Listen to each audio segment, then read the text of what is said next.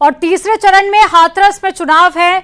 जानते हैं क्या है हाथरस की जनता का मूड, हाथरस में कौन बनेगा अगला सांसद और हाथरसी की धरती का पर आखिर क्या हवा इस वक्त देखी जा रही है। घंटाघर चौक से न्यूज 18 की टीम ने जाना रबड़ी की मिठास से आखिर जनता का सियासी स्वाद क्या है। रिपोर्ट आपको दिखाते हैं पूरी।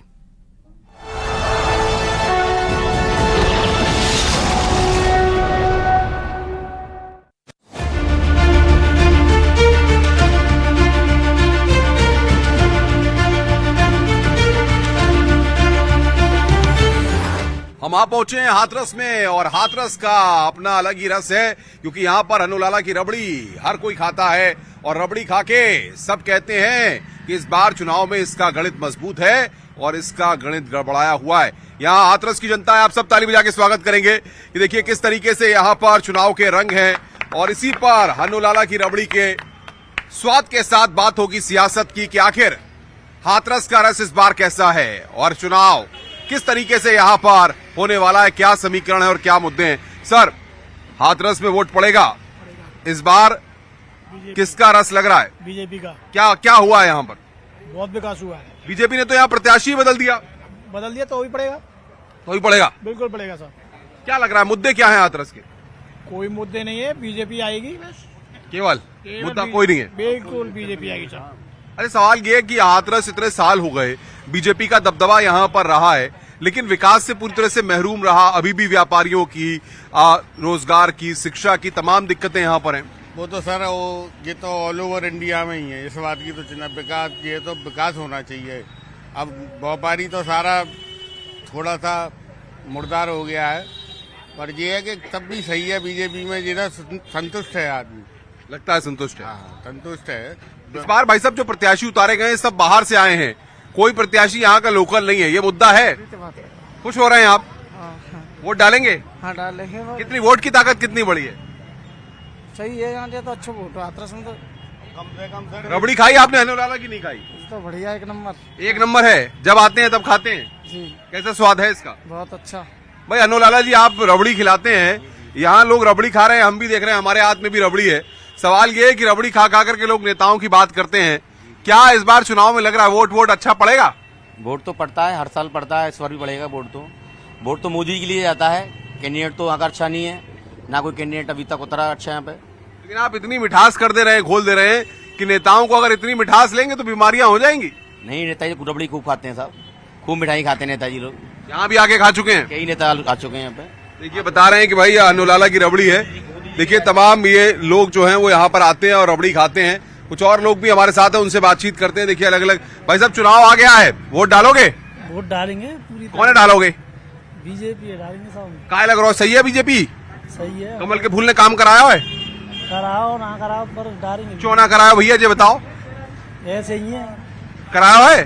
काम तो ना कराओ, कचू ना करायो तो दोगे, पर वोट देंगे फिर कहाँ कौन है देंगे बता।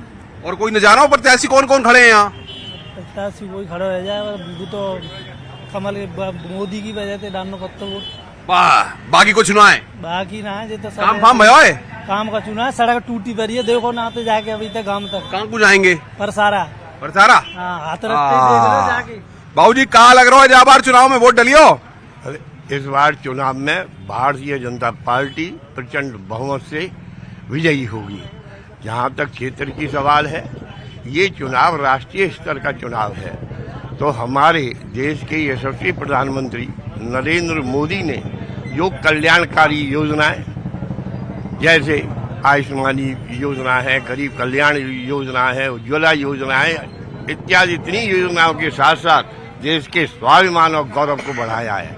वहीं उत्तर प्रदेश में योगी सरकार ने कानून व्यवस्था के द्वारा व्यक्ति को निर्भीक बनाने का किया है। अतः छोटी मोटी समस्याएं अगर हैं भी है, वो गौड़ हो जाती हैं। राष्ट्र सर्व पर सबका साथ, सबका विकास मोदी सरकार का लक्ष्य है। उसको पूर्ति करने के लिए हाथरस से भाजपा प्रत्याशी अनूप वाल्मीकि प्रचंड विजयी होगी। चलिए, आप कह रहे हैं प्रचंड बुकिंग को। साहब सवाल ये है कि हाथरस में हींग कारोबारी हैं, हाथरस में रंग गुलाल का काम बहुत होता है। सवाल ये है कि उसकी अंतर्राष्ट्रीय पहचान नहीं बनाई, व्यापारियों को उतना उसका लाभ नहीं मिला, इसके पीछे क्या वजह रही?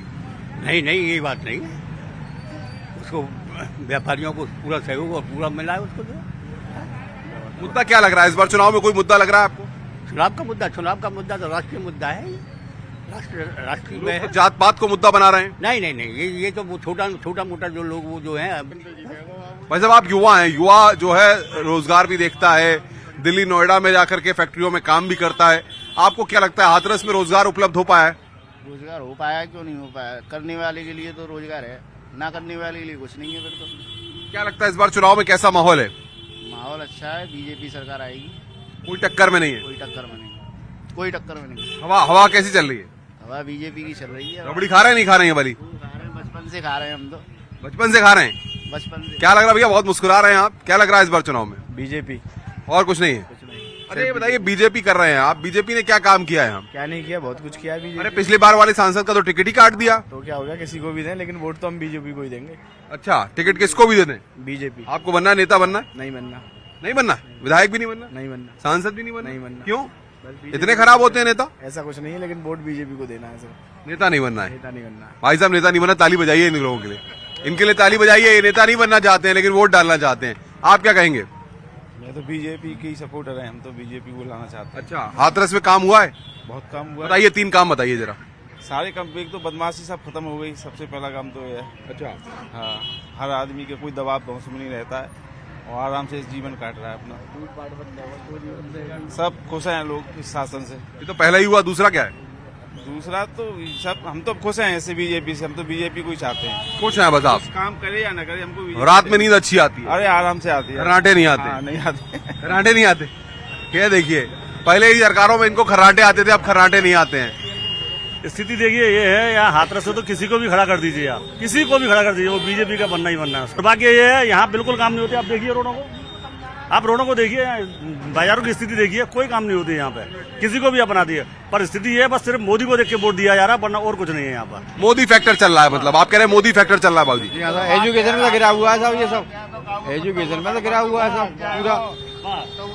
मोदी के नाम से वोट मिल जाता है, तो मोदी फैक्टर प्रभावी है यहाँ। मोदी आप क्या चाहते हैं, क्या आपका हाथरस कैसा हो? मतलब व्यापार चले यहाँ, अगर लोगों का व्यापार चले, एजुकेशन स्कूल बढ़िया हो, प्राइवेट सेक्टर में कर दिए सब है। अब जो मतलब 8-8 हजार रुपए में डिग्री कॉलेज में प्रोफेसर पढ़ा रहे हैं साहब, बोलो ये कोई नहीं कहा साहब। भाई साहब आप युवा हो, किस तरीके से देख रहे हो? रबड़ी खाई आपने अनुलाला की नहीं खाई? नहीं, वो तो हम खाते रहते हैं। खाते रहते हैं, अच्छी लगती है? हाँ, बढ़िया लगती है। क्या लग रहा है चुनाव में इस बार? चुनाव में देखिए, मैं तो यही चाहूंगा कि हमेशा के लिए जब तक ये गवर्नमेंट की जो नीतियां हैं वो रहें, तो यही रहे, क्योंकि इन्होंने जितना प्रोग्रेस की है मेरी लाइफ में आज तक किसी ने नहीं किया। वाह, और किसी ने नहीं किया? नहीं किया। अखिलेश तो बड़े दावे करते हैं। नहीं, वो दावे कुछ भी करते रहे, वो तो किसी लेवल पे ही नहीं रहते। आज 10,000 करोड़ की कंपनी थी HAL, आज 4 लाख करोड़ पे ले आई मोदी जी। तो आप सोचिए कि इंडिया की वेल्थ कितनी बढ़ गई, और जो कि 1940 की कंपनी थी, वर्ल्ड की सबसे पुरानी एरोनॉटिक्स कंपनियों में एक थी। और क्या